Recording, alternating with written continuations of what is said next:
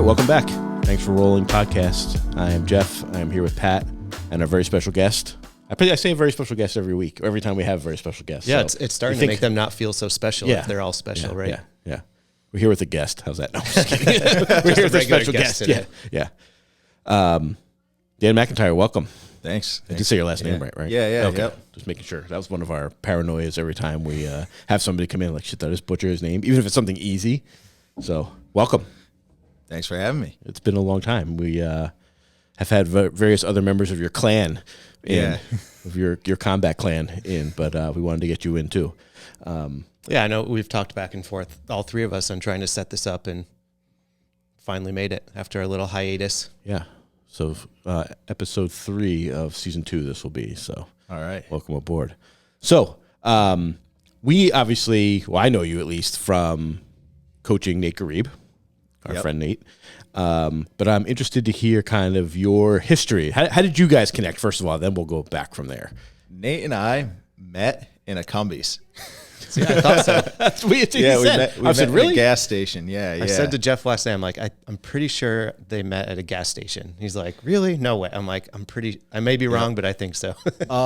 Nate was friends of some of my friends, but I had never met him. And I knew he was a fighter from the area, and like I followed him on Instagram, and every once in a while I'd like message him like after his fights or like, whatever, and be like, oh, hey, we should meet up and train. And then one day I was at Cumberland Farms in Westfield on lunch from work, and he had walked in, and like this was during the whole COVID thing, so everybody had masks on, and I was like, I think that's him, and then like he had said later, like he was doing the same thing. He's like, I think that's that guy. And then after I left, I like messaged him. I was like, hey, I think I just saw you in Cumbies. And he's like, yeah, that was me. And then I was like, yeah, let's train, And then he hit me up the week after that, and we started training. And then it just went from there. That's really funny. I didn't think that could be possible, but yeah, that's really funny. At least you knew who each other were at that point. I thought it was like a total random meetup where he was like, hey, nice Bloodsport shirt. Right? And, hey, you want to fight? Yeah, exactly. So, all right, now that we have that out of the way, let's get some of your history. Where are you from originally? I'm originally from North Brookfield. Okay. And you live locally now? Yeah. I live in West Springfield now. Yeah. Okay. So give us your martial arts journey. I mean, like a lot of people, I did Kempo when I was a child, and I didn't get very far. I was like a orange belt or something like that. But that kind of like, even after I stopped doing it, I was always interested in martial arts. I just hadn't like practiced, or like really followed up on training martial arts for a long time.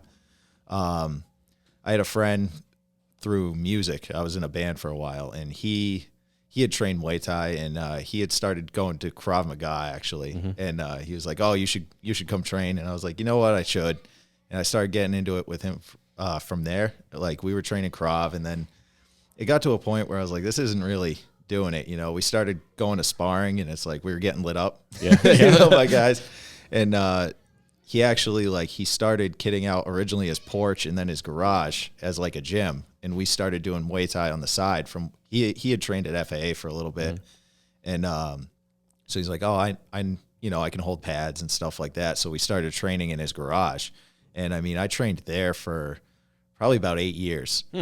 No kidding. Yeah, every week, like at least like 3 times a week, like going to his garage, and we train, 2 hours. And I really fell in love with Muay Thai. Like I really got into it like pretty deep, like, Dutch kickboxing, Muay Thai and all that. That was like my first real like obsession with like combat arts. And so, I'd research fighters, coaches, you can find all kinds of free fights for Muay Thai. Like nobody has the rights to them for the most part. So it's like you can find all kinds of fights from the golden era up till now. So it's like I just started watching fighters, trying to learn techniques, trying to, bring them to the garage, try to do them there. And we just did that for years and years, When was this? How long ago was that? I think we started around 2013. Okay. I believe. Yep. Huh.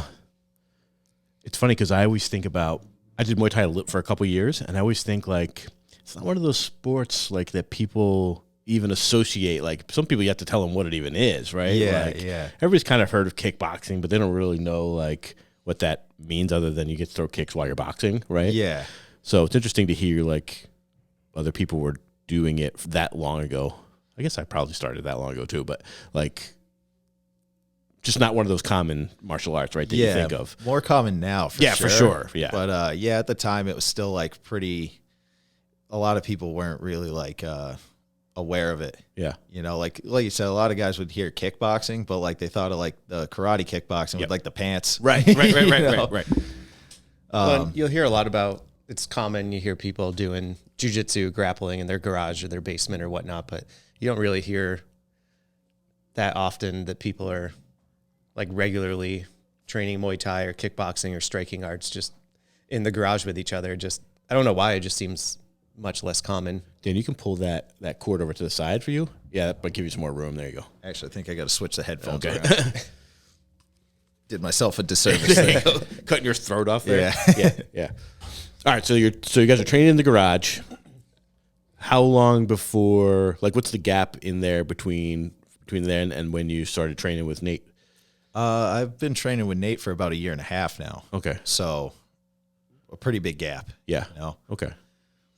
And then had you been training other guys in between then?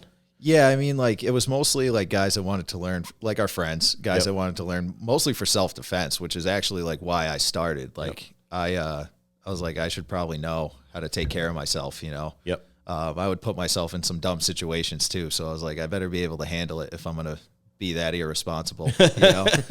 And, so I trained like quite a few hobbyists. Like I really fell in love with like holding mitts and like Thai pads and like, drilling combos, like figuring out how it worked, like what works and what doesn't, why it works, why it doesn't.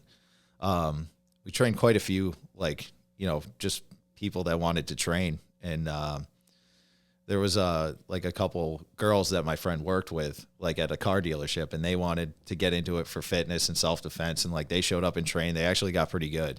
And like I'd go to gyms, like I go to open sparrings and stuff and test it out. It's not like, I was just doing it in the garage. We sparred in the garage. And then we'd go to other places with open sparring and like make sure that what we were doing is working. We get beat up. We go, all right, we got to change something. Yeah. Figure out what's not working and go back and just work on it in the garage some more. That's cool. Yeah, that's cool. I always, I've told the story 100 times on the podcast, but one of the hardest things for me, I probably said this when Nate was into, one of the hardest things for me was learning to actually punch somebody in the face. Like getting hit was one thing, right? Sometimes couldn't avoid that. I was always okay with kicking, but like punching was always a weird thing, right? Like I'm not a fighter by nature. So for me to actually make contact with someone's face was always weird. Like I always had a hard time getting past that, right? Like, did that come pretty naturally for you? Were you? Yeah. I think like, maybe like really early on when, we didn't have as much control with our punches, there was a lot less, probably technique was a little off because we were pulling our punches to not, blast each other. Cause it's like you punch right and you only know how to do it hard at the time. And then it's like you blast your friend. You don't want to give them concussions, But yeah, I think that like we got out of that pretty quick. Once you train enough and develop the control, it's easy to punch light. Yeah. For the most part, even when I'm sparring, like I mostly spar in the boxing gloves. Like I don't usually use the MMA gloves, but I leave my hands open. Like I'll do this. And even like Muhammad Ali, he'd punch like that. Like you can still make good contact with your knuckles as long as you have all the form and stuff. So it's like you can get a stiff punch. You don't have to make this big tight fist. So I leave them open so that way I don't, make a fist and that's really interesting. Drive through somebody. Huh. Yeah, you did a little striking back too, right? Just same kind of. Well, you didn't like getting punched, I think you said. Yeah, I did not like getting punched. Yeah, I mean, that's why I like getting punched. I didn't like it. And then I became the jiu-jitsu guy. Yeah. It's definitely a different thing. I mean, I just didn't have the best introduction to it. I mean, it was just an MMA club that was in like the corner of a karate school. And it's like, okay, we're fighting. Yeah. First night, shin pads, gloves, headgear, go fight MMA rounds. Yeah. Yeah, it's a little bit rough to just jump right into it there, Yeah. Do you have like a certain, like, would you consider what you teach to be a certain style? Like, how would you describe it? I mean, like I said, for the most part, like most of what I do is Muay Thai. I've also like dove deep into boxing and like boxing history. And then like, I'm a big fan of karate. when I first got into Muay Thai, like that's the whole, like Muay Thai versus karate kind of thing. And like, you're like, oh, that's all garbage. It doesn't really work. And then the more I think you study the other arts, you find that there's a lot more, like the same concepts apply no matter what the art is. And you see a lot of crossover. So it's like when you study, like a lot of karate's lost in translation as well, but there's a lot of crossover from like even karate to boxing, like blocks, guards, and stuff like that. So, I mean, I pull definitely from like other arts, but like I'd say most of what I do is pretty basic Muay Thai. Yeah. But like I definitely like borrow from other arts because like why, limiting yourself to style, Right. Right. Spoken like Bruce Lee. So what was the transition like when you start focusing on someone like Nate when it comes to the application to MMA versus more of a pure Muay Thai? I think like for the most part with like different arts, I think like the posture changes. With Muay Thai, you want to be with MMA, you want to be a little more mobile than Muay Thai. Like with Muay Thai, you can move a little bit slower and more relaxed. You don't have a threat of somebody really shooting under you and taking you down. So mostly like his base is a little wider. It's a little bit more movement based, a little bit faster with the footwork as well. I'd say it's more of like a karate or boxing base with like Muay Thai techniques coming out of it. Whereas like if you stand real tall and like narrow, you can get away with it in Thai. But like in MMA, like not as much. Down. Yeah, it's way easier. You're giving somebody a lot of room to just shoot up under you and grab your legs. Yeah. Do you watch a lot of MMA? Yes. Yeah. I've been a fan. Yeah. I'm always curious, like when I hear that like somebody was, I'm gonna pick on Holly Holm, right? Like world-class boxer, right? And then I watch her with other MMA fighters and I'm like, I don't know, maybe I'm naive, but her striking doesn't look like anything to me. And I'm always curious, like when you see someone who's like supposedly obviously I think about Anderson Silva, right? Who I was like probably the first guy that got me into MMA. And I was like, this guy can like pick a fly off your nose, right? Like just, and knock you out at the same time. And his striking was at like a whole other level. But then you see some other folks, and I'm like, their striking just looks atrocious, but they're supposed to be like really good, outside of MMA strikers, right? Why do you think that is? I think especially when like wrestling and grappling is involved, I think some strikers, they bottle some of their techniques. They're not as confident in them because the threat of getting taken down is there, and they haven't put as much time into that as their original art. Whereas I think if you stay confident in your techniques that you can do well, like a lot of body kickers, like they won't body kick as much in MMA because they don't want their leg to get grabbed and they don't want to end up on bottom under somebody. Yeah. But there are guys who are confident in their grappling because they know they train it because they're in MMA, and they'll body kick very well. And like you'd find that like not bottling those techniques and being confident and throwing them, like you'll see people hesitate on their techniques, even ones that they know they can throw well. And they're worried about, well, what if I get taken down? What if they catch it? Whereas like if you're not worried about that, I think like you'll find more success. Like Jorge Masvidal, very good body kicker in MMA. He's a very good kicker in MMA in general. Like he follows like the closed stance, open stance. You kick high to the open side, kick low to the closed side. And he grapples quite a bit. Like his wrestling isn't bad. You put him up against, like Colby Covington, Kamaru Usman, like they're much higher level wrestlers. Give him a problem, but like he can wrestle up. So like he's confident in his kicking, which is why he kicks people in the body so much still. Yeah, that's interesting. It always kind of like baffled me. I mean, what you're saying makes perfect sense, right? But I was always kind of like baffled me that I'm like, this guy's supposed to be a great striker, and he's not. Like they're afraid. To your point, it looks like they're afraid to throw techniques, right? Well, I mean, think of like the example you gave, Holly Holm. Like she wrestles quite a bit in her fights. She's not a wrestler. Yeah. Like she was a boxer and a kickboxer, high level. Yeah. And she pushes people to the fence, holds on to them a lot, stuff like that. And I think like if she opened up more, like when she does kick and she's confident in it, like they land and she does well, Yeah, it's interesting. So Nate gives you a ton of credit and respect when it comes to your mind in the martial arts and the stuff you guys are always studying and working on.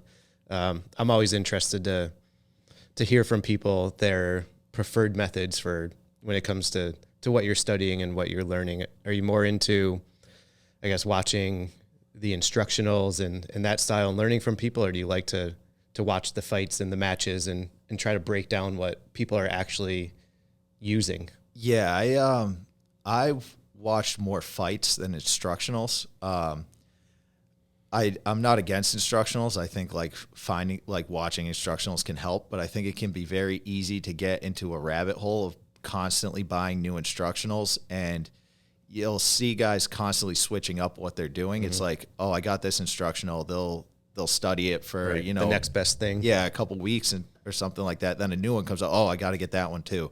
Oh, I got to get that one too. And they never take the time to like really study it, drill it, implement it, and let everything sink in. It's always, oh, I got to get this one because it came out. Oh, it's really good. I got to get this one because it came out. It's really good. It's like buying a bunch of books and never really reading them, So like just flipping through the pages. I think like film study is huge.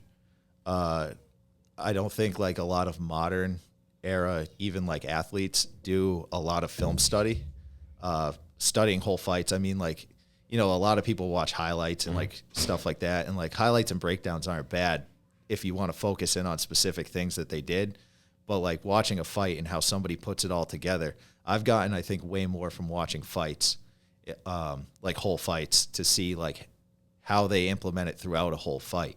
Because it's easy to be like, oh, in this, 10-second clip, this guy, hit these shots and he put this guy down. But it's like, well, how did he set it up? Because it's not like he just, for the most part, like a lot of guys aren't just getting lucky and hitting these guys when they're open. Like they've steered the fight in that way to finally like land those shots. You see it more in boxing. You see it more in Muay Thai than MMA. You don't really see guys like invest in like setups throughout rounds. Like boxing's a long fight. You'll see guys take like Ramiro just fought Gervonta Davis, and what he knocked him out with was something. It was an opening that Ramiro gave him, and Ramiro hit him with like a specific combo 3 times in the fight. First time he clipped him with it. Second time he didn't clip him as clean with it. Third time he didn't really get him as good with it. Fourth time he put him down on a counter shot off of it. You'll see guys give away rounds. Like they might be losing on the scorecards. I think he threw like 25 punches for the first 6 rounds. And then the 6th round, he knocked him out, but like he's constantly like building towards it. It's like making investments instead of playing lottery tickets. Yeah. That's like a thing like Nate and I will say, like you're better off like investing in something than like looking for that scratch ticket win. Yeah. Huh. I take the same approach, I think, in my studying of jiu-jitsu. I've never been into the instructionals. I have a ton of them. I have access to even more of them through other people. And I never take the time to just sit down and really get through it. But I really enjoy watching competition and trying to pick apart what the guys are doing. Both, the new stuff, the best guys out there right now competing, but I like to go back and watch some older stuff too and be like, oh, I just watched the clip. I think it was yesterday. It was just it was a match of BJ Penn passing the guard. And it's just like enlightening stuff that we know, but we just forget about because we've been focusing on something else. And then I really like watching the current top guys to see a little bit of what they're actually applying versus what they're teaching and selling in their instructionals, because it's not always a one-to-one line up. Yep. Yeah. Well, it's almost like with the instructionals, like you're better off buying one if you have something specific already that you're trying to learn and trying to work on.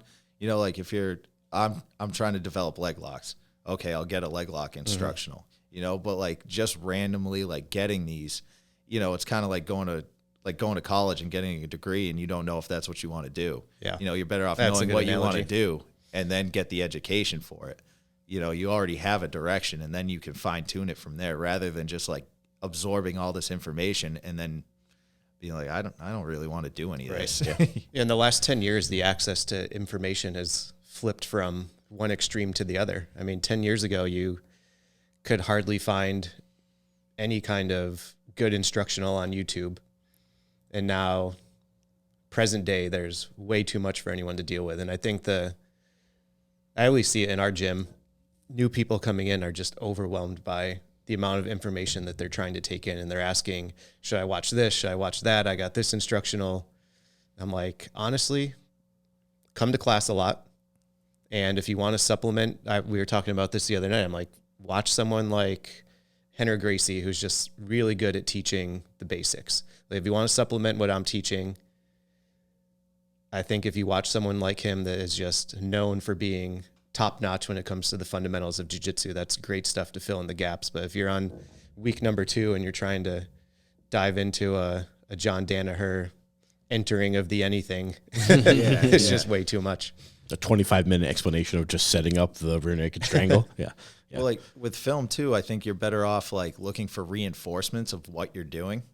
You know, like especially if you have like a coach, you know, like for a lot of my training early on, like we were our own coaches, you know, like I didn't have the guidance. So it was trying to figure it out on my own and make it work.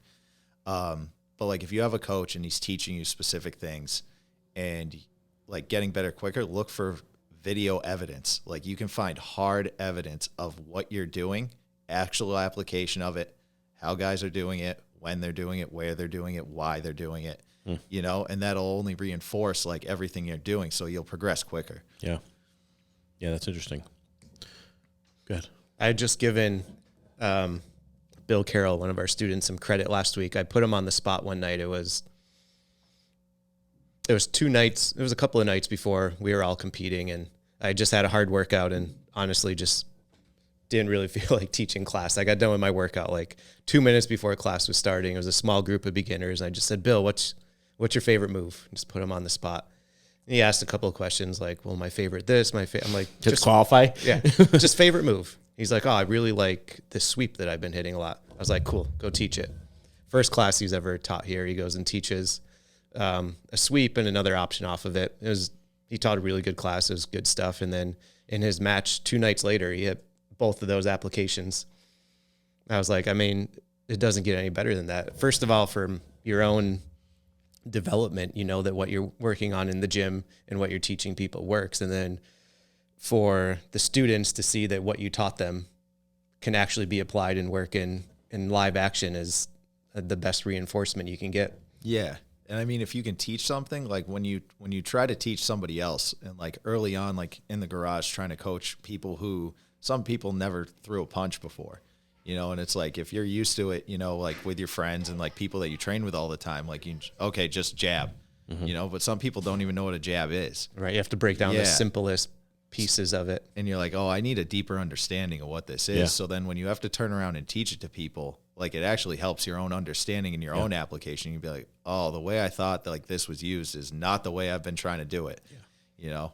And like you said, that's a good example of like Bill having to teach people these sweeps and then he's hitting them more, you know? Yeah. And I've caught myself fairly recently too, when we'll like film a class and I'll go back and watch it and I'll catch myself describing the way I'm doing something. And it's right there in that moment. It's not exactly the way I'm actually doing it. I'm like, oh, I scoop under their leg and I look and I'm like, you know, grabbing their foot. Yeah, I definitely think, like, I've noticed even, like, helping new guys come in, like, explaining just some basics to them. Like, oh, when you shrimp, like, do it like this, right? Or try to do this. And I'm like, oh, do I actually do it that way, right? But I totally agree that, like, when you have to explain something to someone, and it probably applies in any part of, any part of your life, regardless of martial arts, like, you have to understand it. And you've got to understand it. If you can understand it well enough that you can explain it to someone else that they can go do it, like, that's how you know, right? Like, that's how you know you've got it at that point. And even, like, if you're breaking it down to, like, a fundamental level, you'll realize if you've let bad habits slide in yourself. Because, like you say, you'll go, oh, wait, I'm not doing it that way. I'm telling them this is the way it has to be done, and that is the way it should be done. But I'm not doing it that way even when I do it. Right. You know, so it's a good way to get rid of your own bad habits and, like, keep yourself in check as well. Yeah. Well, and then also the flip side of it, recognizing, is it a bad habit, or is the way I've just been explaining it not exactly the best way to go about it? It's some good self-analysis there is really important. And I always encourage questions, especially from the beginners, because they'll catch the things that you just naturally do and don't think about anymore. Like you were saying, when it comes to the simplest things of like throwing a jab, sure, you're working with experienced guys. That's all they need to be told. But then you get someone, well, what am I doing with my hand? What am I doing with my elbow? What should my feet be doing? What are my hips doing? Yeah, You're like, exactly. I don't know. I haven't thought about that in 10 years. Right. Let me think. What do I do when I do that? Yeah. When you're getting guys ready for fights, like, do you have like a specific routine? Like, do you like to go find their opponent's footage and break that down, or like, how do you approach that? Like, what's the mental game look like? I mean, if there is film, like, I think it's good to study your opponent and figure out, like, you know, in general, like, what they're basically going to do, how they move, like what techniques they really, like, you know, throw in high percentage. I think at like the amateur level and even like early on in the pros and especially like regionally, it can be hard. A lot of guys don't have their footage out there. They'll hide it because they don't want guys to do that. And even like, especially amateur, guys can develop in between fights. So you can almost like give yourself a false sense of like security by like studying some things that they do. And it's like, well, this guy's still training, still getting better, still working through it. So, I mean, if there is footage, like, we'll watch it. Sometimes there's not a lot. Like Nate's current opponent, there's some fights that he had 10 years ago. There's more footage of that. And then he had a long break from MMA, like 6 years off of MMA. He's been boxing and kickboxing. There's not much footage of that. So it's harder to make like a solid like game plan around what he's going to do. And I think that's where like consistently training fundamentals really pays off. Because if you're fundamentally sound everywhere, it doesn't really matter what they do. You'll do what you need to do. Yep. Yeah, that's interesting. Yeah, we were talking about that on a previous episode we had just recorded. Jeff was asking me, we were talking about the match I had last week, and I was saying there's basically zero information I could find on the guy. There are no matches to find anywhere, hardly any even results of matches. So you can't even line up like, okay, we have a common opponent. He beat him. I lost. There's none of that. The guy was basically a ghost, and it was to a certain degree easier for me to deal with and prepare because all I had to do was focus on myself and not worry about what he's doing, what he likes to do. And same thing. Like if I'm finding something from 10 years ago, how relevant is that going to be? Because I know I'm nowhere close to what I was doing 10 years ago. Yeah. But I get it. At the professional level, though, you're trying to get every edge that you can. Yeah. Once you're at a certain spot in the professional level, like there will be a lot of film evidence. And I mean, I think that can help more with dealing with a specialist, especially, you know, like if there's somebody that like they have a technique, this is what they're going to do, you know, like I think that can almost pay off more. But even then, you know, like sometimes guys can worry too much about it. Like I think that was a big problem, guys with Khabib, you know, like they're okay, this guy's going to pressure me to the fence, take me down. And like, they almost planned, like he's going to take me down. You know, like he's gonna put me there. He's going to do that. You've already lost at that point. You're not. You're not gonna beat him at his game. Yeah, you've already kind of like admitted that like he's better than you somewhere, and like he's going to put you in a position you don't want to be in. You know, so it can be a double-edged sword sometimes. I think. When you watch someone like Khabib, who, you know, to me, people be like, "Oh, his matches are boring." I'm like, I don't know. It's the most fascinating thing I could possibly watch is for him to physically just completely control someone on the mat. As someone with your background, do you watch those fights and think about like, oh, well, he could probably do this, or like, you know, do you watch it with that objective eye, or? Yeah, I mean, I try to like watch everything like pretty objectively, you know. Earlier on when I started training, like I was very into striking, not so much into grappling. So like I would find, you know, like my attention span for grappling was a lot less. As I've continued to train in arts, like I appreciate grappling very much. So now like there's fights that like I maybe would have been like, oh yeah, that's boring, I don't want to watch that. Now it's like I'm interested in I want to see what they're doing. Yeah. You know, again, I want to see the when, where, how, why, you know, what they're doing. So it's definitely like, you know, there's more value in it to me now. I mean, a good example for that, like striking, Adesanya versus Ramiro. Everybody thinks that's a boring fight because not a lot of strikes are thrown. That fight is a clinic on footwork, feints, setups, traps, like all the in-betweens that like people don't usually like focus on. Like it's usually strikes and moves. People look at a lot of things like moves and not like systems of fundamentals. You know, they want combos. They want to see like big flashy moves, like the stuff that hits. But like it's all the pieces in between that are like layered that really like make the fight. And like those are what land your techniques. And that's like what a lot of people miss over. They'll call boring. You know? Sure. Yeah.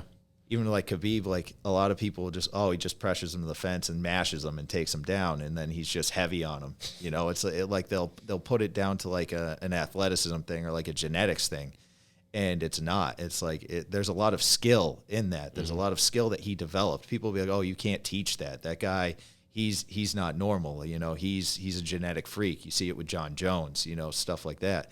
And it's like, no, somebody taught it to him. He learned it. Like there's skills he has. You're disregarding a lot if you're making those statements. Yeah, that's what I'm saying. You know, like people will put a lot of things down to like athleticism and genetics, and it's not. It's skill. They just also happen to be, you know, genetically gifted and very athletic.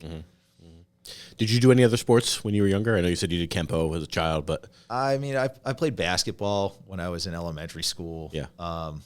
And that was about it. Yeah. Yeah. I don't think we've talked to very many people who were like big time athletes. I mean, like Big Fight Mike went to some track and field. I know Nate had a little bit of a background, but like not too many people who were like, oh yeah, I played football, I played this, I played that, I played this, right? Yeah. Come through. Yeah. I think you're right about that. It's interesting. I don't know what that means per se, but like, I mean, like I grew up like playing like, you know, like baseball or like wiffle ball with my friends, Yeah, sure. like football and like fields, you know, but like nothing like really on like an organized team. Yeah. You know? Yeah, me too. That's the way it was for us. Yeah. I always think about playing wiffle ball in the backyard. Yeah, As a kid. Like, constantly we did that. Yeah. But do you have a favorite fighter? Can't say Nate. Don't say Nate's your favorite fighter either. We love you, Nate, but I mean, I'd say like my list of favorite fighters is very long. And like art wise, I say like I probably have like a bunch of different ones. For like Muay Thai, like I really like Berklerk Pinsenchai. He was a Golden Era fighter. Mm-hmm. He's still teaching now, and he's like close to 60, and the guy's still an animal. He's fat and old and bald, and like when you see him teach seminars and stuff, he still rips into pads. Like there was somebody saying like you could probably drop him into like modern Muay Thai fights, even being old and like looking out of shape, and he would probably give a lot of guys a problem still. Namco Ban, Wakao is one of my favorite fighters to study for Muay Thai. He had a very good career in K1 kickboxing as well, which not full Thai rules, no elbows, no clinch, but he never really adapted his style. Like it was just solid Muay Thai fundamentals. He's not very flashy. He didn't like he would still clinch, but he wouldn't hold. You know, so it's like he'd post and frame on guys a lot, but he wouldn't hold them and turn them and like keep his grips on them. So he's like one of my favorites to watch in general. He's a fairly big name and pretty accessible, but just like solid demonstration of like Muay Thai fundamentals, like working across two different arts. Let's see, it's a long list. We're going to talk about movies next, so. Okay. Yeah. I mean, like MMA wise, like I'm a pretty big Masvidal fan because he's fairly well rounded. Good boxing, good kicker, good wrestling. I like Adesanya, John Jones. John Jones is another one. Like a lot of what he does is like fairly basic Muay Thai, and then it plays into like his wrestling. Like he'll with Greco-Roman and stuff. It ties in very well. There's a lot of crossover between like Greco-Roman, judo, and Thai clinch. And it like works out really well for him. So that's like a couple. Is there anybody in the MMA space today? Like I don't know whether you consider Adesanya this way, but like anybody that you consider to be like the most pure of a Muay Thai striker, like. Obviously, it's adapted for MMA. I get it, but like anybody that like kind of catches your eye in that regard. In the UFC, I would probably say Jones. Yeah. Anderson Silva. He was he trained a lot of different arts. Like Yep. I'm pretty sure he's a Taekwondo black belt. He did some Wing Chun and like stuff with Dan Inosanto and stuff like that. But I mean, he came from a Muay Thai background. Yeah. Jose Aldo, you know, Aldo's a little more boxing focused now, which I think is like done him well. He works a lot off of his jab, and he's conserving his energy better, especially like getting older, fighting younger guys, which was kind of his problem with like Holloway. You know, Holloway put a pace on him, and he was trying to come back with bombs, and Holloway wasn't there for him. You know, now you see him a little more reserved, and he's picking these guys apart. Yeah. But yeah, he was fairly straightforward, like Muay Thai stance in a Thai stance. Yep. Yeah, I'd say those are probably like the few. Even Masvidal, like Masvidal stands in a fairly like, it looks like a Thai stance, but he like boxes out of it and moves out of it fairly well. Yeah. I would love to sit down and watch some fights with you just to hear what you're like, how you break that stuff down. It's fascinating to me. What'd you make of the Holloway, of Max Holloway in general, right? His last couple of fights have been pretty impressive striking clinics, right? Was it Calvin Cater that he pieced up last time, or 2 fights ago or whatever it was? Like, that was a savage beating.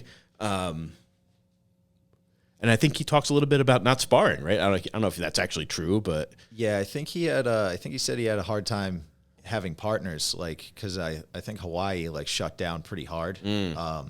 So he said for a while he couldn't get in with his coaches, and he was doing like Zoom training sessions with his coaches, and he couldn't get sparring in. Yeah. I think like hard sparring is valuable, but I think it should be limited. A lot of like the Thais, like they light spar almost all the time. Like they'll get hard sparring in, but like a lot of those camps like really, really like push like light, playful sparring, and like, you know, they'll laugh and make jokes while they're doing it, but you can really focus on your techniques and like building new skills because you're not worried about getting hurt trying something new. And like you'll see guys like when they go into sparring, they might drill new stuff, but like they get hit hard and they're going to go back to what they think they're good at, what they know they're good at, what they know they can land, and that's it. Yeah. And even like some of the I think like the Soviet boxing system, they also like they did a lot of light sparring as well as hard sparring. I think the Cuban boxing system, same way. They do a lot of like light, playful sparring and then hard sparring to supplement to get ready for fights. You know, because if you don't get the hard sparring in, like you can get a false sense of security where it's like, oh, you know, like you're not used to taking those shots when you do get hit. Yeah. You know, I think like light sparring will still pay off as long as like when you acknowledge that you get hit, like that could be a real problem if it was for real. Yeah. You know, you'll see some guys like they'll throw light head kicks and a guy will grab it and throw the guy down. And it's like, well, if that was a real head kick, you wouldn't be grabbing it, you know? Right. Like Good you point. see it with body kicks a lot too. Like, you know, somebody will throw a light body kick and a guy will grab it and sweep him on the ground. It's like, well, if that was real, you know, you'd probably be hurting, you know? So it's like, as long as you can acknowledge that, like, oh, I got touched, that's a problem. You know, I think like the light sparring won't build up any false senses of security or any false confidence. Yeah, that's a good point. I have a similar thinking when it comes to combat jiu-jitsu. I know a lot of people don't like it. They're like, well, if you want to hit or get hit, just do MMA. But not everyone wants to be in a fight or do MMA. But I think, you know, an open hand slap to the face is a good reality check on if your jiu-jitsu is working or not. Yeah, yeah. Like, you know, you smack me in the face, like, okay. But if that was a punch or an elbow, as long as, like you said, you take that moment to recognize what it would have been if it was, you know, a real strike with real intentions behind it versus just, you know, we're messing around, smacking each other in the mouth. Yeah, yeah. Well, yeah, like I think like including striking in jiu-jitsu is like I think that's a good way to go.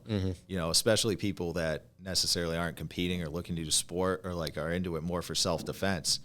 You know, like using jiu-jitsu to deal with striking or like having the ability to strike while you're doing it. It doesn't have to be hard. Right. You know, just touching somebody, little light hammer fist, you know, slap, you know, show them that you can elbow them. Like there's no harm in that. It's only going to show you where your holes are, you know. Yeah, I do it a lot with our guys. I'm sure you've watched me or even filmed me when I'll get mounted on someone and just pretend pop, pop, pop. Yeah. You did it recently. I forget who it was. I always say, like, I joke with Bill Carroll, right, who talks about that he wants to eventually be in an MMA fight. I'm like, I'm going to throw punches next time we grapple then. Like, we're going to see how that feels. Not like, obviously I wouldn't really punch Bill, but the same kind of concept. I'm like, I've been joking about it for a couple of weeks now. I haven't actually done it yet. I smack him every time we roll. Yeah.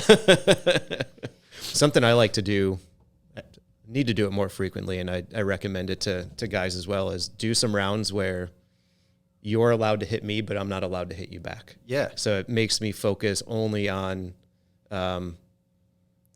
being tight with my defense and my jiu-jitsu. I'm not using, I mean, a lot of most people in the gym, I have the leg up on them when it comes to the grappling. So it kind of doesn't make sense for me to be the one striking. It's sure I can pass your guard and mount you, and now I'm going to hit you. That's not really helping either of us. But if I give you free rein to hit me and I can't hit you back, that forces me to work on making my grappling that much tighter.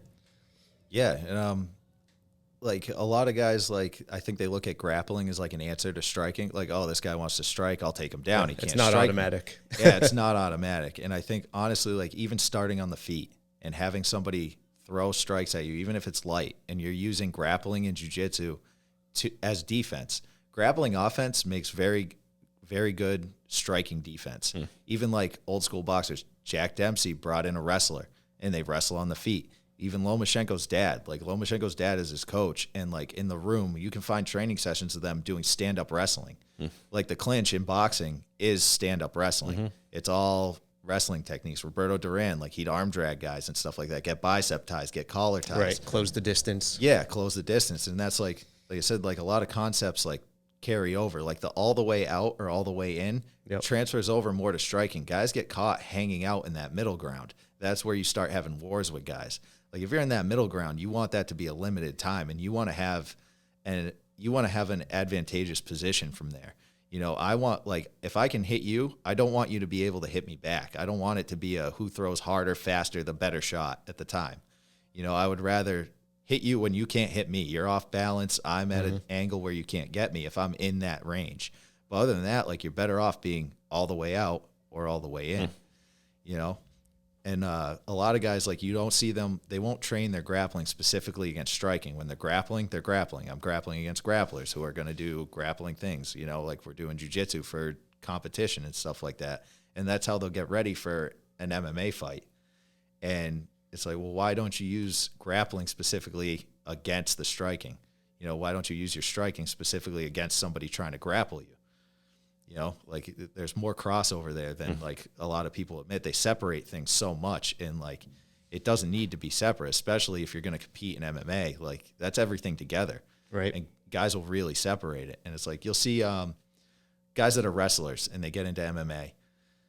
They'll learn boxing and they'll start lighting guys up with punching. These wrestlers know how to get to positions where if they had strikes, they can hit guys. They're comfortable there because they know, like, if this guy tries to hit me, I can grab him and stop him from hitting me. So then they can let their hands go, you know? And, like, then they'll fall in love with the power, and then they'll kind of forget what got them there. Yeah, Johnny Hendricks, right? Yeah, exactly. And it's like, well, it's your base that got you there. You know, like, I'll tell a lot of guys that, like, if they're more grappling heavy and they're like, oh, I want to get into more striking and stuff like that, like, use what you know from grappling to help your striking. You know, like, if you're good at, like, getting inside, like, even the hand fighting, like, it's just from a taller posture to start. Like, hand fighting and striking, a lot of guys don't hand fight. They just throw strikes. Like, you're better off hand fighting. That's a huge part of striking. Like, the Thais are very good at hand fighting. Grappling, like, the clinch is grappling. It's just stand-up grappling. You're up tall. But, like, it looks a lot like wrestling or Greco-Roman, you know? So it's like, use the same things that you know that you would do hunched over in like a wrestling position. Now just you're in a, you know, more of like a Thai posture, a boxing posture. And like all those things still apply. Just the range is a little longer to start and you're standing up taller. I think it was just last night, Bo Nickel won his MMA debut by knockout. Yeah. You know, Penn State wrestler, right? Penn State National wrestler. champ. Yep. Yeah.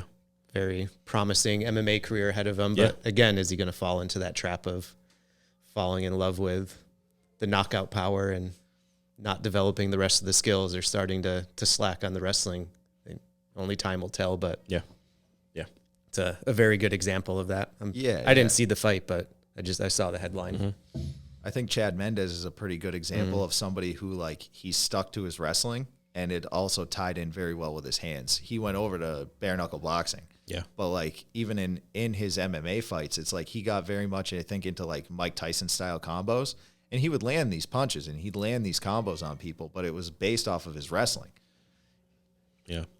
How about one of the guys that I always see his highlights now because he destroys guys with body blows is Aaron Pico, right? Real strong amateur wrestling base, right? Trained with the U.S. national team for a long time. Transitioned. Is he in Bellator now? I think Yeah, Bellator, he's in Bellator. Yep. I don't see him wrestle at all when I see his fights, right? Yeah. I think to me, it looks like he's fallen in love with the power of his hands because he knows, like, if you can touch somebody in the body and put them down, like, that's a good weapon to have. Yeah. But I think he's starting to rely on his power more so than, like I said, what got him to where he is. Yeah. Yeah, he has crumpled some guys with shots to the body. Yeah, devastating. Good overhand right. Yeah. Good left to the liver. Yeah, exactly. Yep. Just recently, last couple weeks, I think, I was like, man, that shot gotta suck. I remember getting hit for the first time in my gut and always hearing, like, probably on early UFC, right? Like, oh, body shot, just lower suck the tank out of you. And I was like, fuck, that is 100% true. That sucks. You just feel your energy going, like, that sucks. So, yeah, getting whacked like in the liver like that, I don't know, thanks. I'm good. So, what do you do when you're not training? I work full time and then I train afterwards. So not much time. Yeah. Not much in between. So yeah, it's I study fights. Like I watch fights for the most part. Yep. I don't do much else. Like I would be watching Muay Thai fights or like studying fighting and watching fights if I wasn't, training Nate, if I didn't have anything to gain from it, Like I tell Nate sometimes, I'm like, I'd train guys in the parking lot of Chick-fil-A for like a chicken sandwich, like I was doing it in a garage for, no money, no anything, for a long time. It's just, I love doing it. So, that's what I want to be doing with my time. Yeah. There's a lot worse things I can put my time into. Yep. I was a musician. I was in bands, like I play guitar. And like, I'd probably be doing a little more of that. But yeah, like fighting takes up all the time for that and like training and all that. Yeah. But other than that, that's probably about it. Yeah. Yeah. That's right. I think you've commented before on some of the music that we've posted from our walkout playlist, right? We talked about the Misfits, I think. Yeah. Right? Yeah. We had a little exchange a couple weeks ago about Alien, right? Oh yeah. The movies, Yes. Yep. So are you a movie fan? Yeah. I'm a movie fan. Yeah. I'd always noticed you and Nate posting some like, how do I say this? What does he always say? Like something about like, always calls you guys geeks or something along those lines. Nerds. Nerds, Yeah, yes. nerds, Yeah. So I always can appreciate that because so many times you get guys who are like professional fighters who would like never admit that, right? In jiu-jitsu, I think it's a little more common for us all to be a bunch of nerds rolling around the floor, but I feel like I don't see that as much out of like a professional fighter. So I can always appreciate the nerddom. Better off being like honest. Right. About who you are than any kind of false character. Right. You can only hold that persona for so long if you're having to try that hard. Right. Somebody will find you out. Right. Eventually, like the truth will come out. I think about like my friends that I've had for a long time. I'm like, wow, do they know like I'm a big nerd? Do they know that about me? Because like I'm pretty much a nerd. Like when you're younger, you don't have any money, and you're like you can't do some of the stuff that maybe you can do now as an adult. And I'm like, yeah, but I want to go see that superhero movie, right? Like I'm a nerd. I don't care. Like I can do that stuff now. You want to hit him with the questions? Yeah. What's your choice of walkout song? For me, If you were to For walk you, out yeah. for When a you're walking fight, out for a fight, what's your walkout song? So when I did fight, I had White Zombie, Thunder Kiss 65. If I were to go back and do it again, I do have a list. And like I prefer humorous songs. Like No Doubt, like I'm Just a Girl. That'd be a good one. Yeah. The Cramps cover of Primitive. I thought that one would be cool. Kiss by Prince. That'd be awesome. Yeah. There's some other. Can I Kick It? A Tribe Called Quest. Yep, that's a perfect one. Good Yeah. fitting. Yeah. Yeah. Stuff like that. Those are some good ones we can add. Yeah, it's always very interesting conversations around this. Some people this is my song, this is what it is. every fight, every time I walk out, other people need something that's going to get them pumped up and angry. Other people look to the music to keep it light and help them relax as they walk out. Yeah. I would rather feel comfortable. I think like if you can create a comfortable environment, especially in something like as stressful as, a fight where you go, okay, this guy's going to come hurt me. Like you're better off being comfortable. Yeah. Than I think really like amped up. 'Cause like adrenaline's going to kick in anyway, so like the more comfortable you can feel, like a lot of guys will build up like grappling matches or fights or whatever into like these big experiences. Like they put them on a pedestal. And, I think Danaher had said something about non-exceptionalism or non-sensationalism with like competing and stuff like that. Like one thing I'll tell Nate is like, we want it to be as close to like drilling in the basement as it can be, like it's not this big, experience. It's not this big event that's like life-changing and there's all this pressure on it. There's already all that pressure is there. So like, why build it up in your mind like that? It's like, no, I'm just showing up and going to work. That's it. Yeah. And even like Ezra Charles, famous boxer, he even like, I shared his quotes on another page he posted, but he said, fight night is just a man going to work. It's just a job, and I think that's like a good way to work, to look at it. Yeah. We have a couple of guys competing today for the first time, and last night as they were leaving the gym asked me for any, final words of advice or whatever. And I relayed similar thoughts to them. I said, have fun and try to just go do the stuff that you do in here every day. And any pressure that you're feeling, recognize that it's self-inflicted. Literally nobody else in that gym today is going to care about whether you win or lose. Yeah. There's a Muay Thai coach. His name is, I think it's David Hawley. I think he's called Crew Miami. He's based out of Canada. And he had posted this video where he was talking about fighting and that kind of like pressure and stuff. And he was telling his fighter, he said, it doesn't matter, this guy could be this big, tough guy, bad persona and all that. And he's like, you're not fighting that guy's persona. You're not fighting, it doesn't matter who he is out there. Like you're fighting his body. You're fighting his anatomy. And I think to look at opponents like that, whether you're sparring or you're in a fight, like this is just a body. He's like, you kick his leg enough times, it's going to give out. You hit him in the body enough times, he's not going to be able to breathe. You kick him in the body enough times, you'll break a rib, and he's just like everybody else. So it's like looking at somebody as just a body, like, yes, they have abilities and all that, but you're not fighting their persona. And even like we mentioned Khabib earlier, and I think a lot of guys got caught up in fighting the persona around Khabib instead of really like fighting his body. I think Nate relayed that same sentiment when he was here. So you guys are in lockstep with that in regards. I think he said the same thing about the body. We usually ask one other question, but I have something else I want to ask you first. Because we asked you the same thing when we were having the fight recap for your recent matches. Is it hard for you as a coach to watch, whether it's Nate or somebody else fighting? I'd say it's probably a little more stressful, but for the most part, like I'm pretty locked in on just like seeing what needs to be done, and trying to see how things are playing out. And even that, it's like sometimes like it's weird to me because like as far as like I was coaching amateur guys and like hobbyists, and then Nate is like the first pro that I've coached. And the first fight I was in his corner was for Bellator. And so like being there, I was like, oh, this is I started to get into like, oh, this is like a big thing, but it's like for the most part, like when I get to the corner, like even coming from the back, it's like I'm more locked in about what needs to be done. It's like I said, it's time to go to work. Like I need to have my eyes like ready and like, be breaking down what's going on. Yeah. So you look at like you have a job to do while you're there. Yeah, exactly. Yeah. Like I have a job to do. I have things I need to do.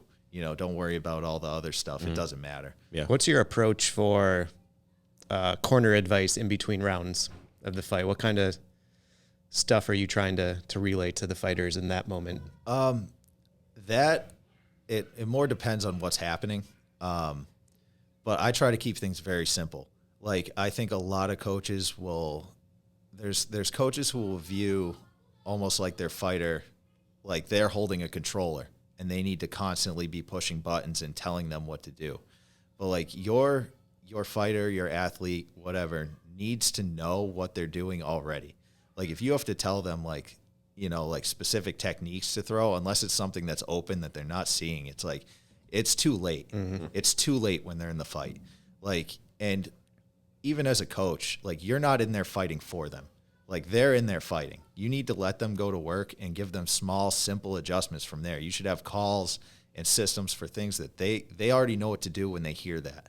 You know, they should already know what to do, like, for certain whatever's going on, like for certain positions and exchanges. Like, they should already know where to go. If they don't, like, it's a problem and it's already too late.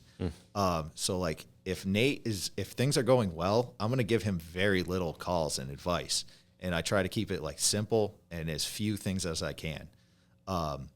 Because, like, there's a lot going on. There's a lot to take in. You know, like, you have a crowd, you have lights, you have 1 minute. Yeah, you have 1 minute. You have another guy that's coming to hurt you. That's stressful enough. And, like, trying to give somebody a bunch of information to break down and, like, think about, when they go out there, if they're thinking about that, they're not in the fight. And that's going to put them behind timing. Like, the things that they're going to try to do aren't going to come out. And if you give them calls, like, a lot of times, if you give them a call, like, if you're like, oh, low kick, and by the time you say it to them, it's not there. Then they're not going to trust your information as much, and they're going to start doubting the things that they hear from you, and they're going to start overthinking because they're going to go, well, what he's telling me isn't there, so what do I need to do? And then it's, what do I need to do? What do I need to do? You know, you start getting in your own head and, like, almost panicking, you know? So I would rather, like I said, comfortable environment. You know, I try to keep it simple, like things that we've worked on, like drills that we have, and that's it, you know? Yeah, I like that. Minor adjustments. Yeah, me too. What do you tell people when they ask what you do? I don't get many people that ask me what I do, to be honest. I mean, let's say we're at a barbecue, right? And I'm like, oh, this is my friend Dan. They're like, Dan, what do you do? I mean, if they wanted to know about that specifically, I'd just say I'm a striking coach, you know, and then see where it goes from there. And then what do you say when they say, oh, so I guess I shouldn't mess with you then, or I guess you can kick my ass, right? Yeah, I don't know. I usually just try to laugh that stuff off. I don't try to get into, like, those conversations usually get messy, you know, and, like, weird real quick. Yeah, that's what we always say. Yeah, just avoid. Yeah. We've historically found that it started with us having the conversation about how, like, if someone asks us that, we kind of like just shirk away from it. Like, I don't know how to explain jiu-jitsu in a good way for them, right? Or even when I was doing striking, didn't really have a good way to explain that. It's either we find two ends, right? It's usually like people just kind of try to brush it off, and then you got a couple people who say, like, yeah, I can kick your ass. That's the answer that they give. Actually, I just had this conversation a couple of weeks ago. I had guys cutting trees at my house, and I went out to chat with them as they were finishing up, and he saw stickers on my car, and he at least knew what jiu-jitsu was, so that part of the conversation was straightforward. And then, it wrapped up with, oh, so I probably shouldn't mess with you then, right?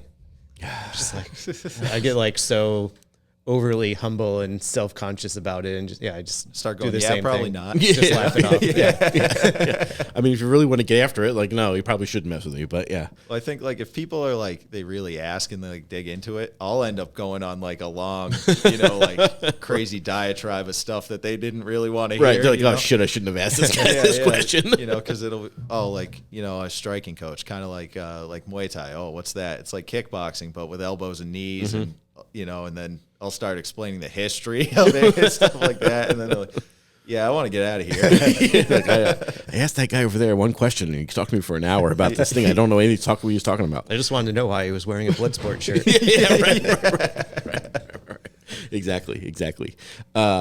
So Frank Dukes, did he actually do all the things that he says he did, or no? No. Yeah, that's what I think so too. Yep. Yeah, he was a huge fraud. Yeah. Would have been badass if he actually got through that. Yeah. He got exposed for a bunch of fake military stuff as well. Oh, did he? Yeah. Some real, like, military people called him out on it because he had collected, like, a bunch of, like, medals and badges and all that, and they were mismatched and stuff like that. Yeah, so, like, a lot of guys were, like, tearing into him over that. It's crazy, though. At that time, you could come close to getting away with it. Yeah. You could never get away with it now. No. That's the thing, is, like, there's going to be evidence of it now. You know, back then you'd be like, oh, yeah, I'm going out into the woods to, fight a tournament with all these crazy guys. You know? Right. And, but now, no way, you know. Even, because he said it was in the, said it was in the Bahamas, I think, Yeah. that he fought this tournament, and there was somebody that was like, there's no record of there would be at least a record of all these people traveling to the Bahamas, and they were like, there's no record of any of that happening. You know, so even if it was held, you know, kept super quiet and held somewhere, they're like, there's no evidence of this happening at all. Yeah, that's so funny. We saw. I mean, like Kumite has like, you know, permeated the consciousness, right? Like we talk about it sometimes if we're having like a Shark Tank or whatever. I'm like, it's Kumite time, like, right? I think you guys actually posted something about Kumite recently. Yeah. It's like, it's just, yep. It's a great one. It's one of those movies that when it's on TV, you have to watch it. Like, like, oh, he's fighting the monkey guy now, right? Like, well, there are like Kyokushin actually does something similar, and like these guys, like there's a coach, I can't remember his name. He has a school, I think in Maryland somewhere, and he's a Kyokushin coach. He's also like a high school science teacher or something like that. But he competed in a 50-man kumite, and this thing was held on a basketball court, and there's footage of it, and like these guys are in, you know, full gis, and Kyokushin's fairly offensive and like pretty aggressive. They fight hard when they do. No gloves. You can't punch to the face if there's no gloves, but you can punch to the body. You can kick to the head. And like this guy's catching guys' kicks, sweeping them on the ground, and it's a basketball court. Yeah. You know what I mean? At a high school. And I'm like, man, like that's probably about as close as it gets. Yeah. You know? Yeah. Well, it's out there, just not Frank Dukes wasn't doing it. Yeah. It just wasn't him. Yeah. Oh, Frank, you're in the consciousness. Yep. All right. Anything else? Yeah, we just knocked out an hour like it was nothing. All right. So where can people find you? In a basement or garage somewhere in Western Mass. He's hidden somewhere. You have to have the secret password to be able to access the dark arts. I live in West Springfield. Nate and I train at in his basement in Southampton. So like, you know, you can get a hold of us if you want to come train with us or whatever. Yeah. Cool. Van Horn Park. Van Horn Park FC. Yes. On Instagram. Yes. What's that mean? So the original garage gym where I was training, my friend lived like right in front of Van Horn Park in Springfield. Okay. So that was, you know, we called it the Van Horn Park Fight Club. All right, that's cool. Nice. Yeah. That makes sense. And that then makes sense. Since then he's moved and all that, but I started an Instagram page after, you know, so many years of us being there. Yeah. And I was running that, and I got rid of my personal account and was just running that, and I've just kept the name around, you know. Yeah, that's awesome. Long live Van Horn Park Fight Club. Yeah, that's right. That's right. I like it. All right, Dan, thank you so much, man. We appreciate you coming in. It's been a long time coming. It's always cool to hear different perspectives from guys, especially coaches. For me, it's always fascinating to talk to coaches and hear about the mindset and the discipline that goes into that particular part of, you know, working with fighters, competitors. Yeah, the fighters get all the attention, but I always enjoy hearing what's going on behind the curtain. Yeah, it's cool. Good luck with the upcoming fights. All right, thank you. Thanks, man. Appreciate it. Thanks for coming in.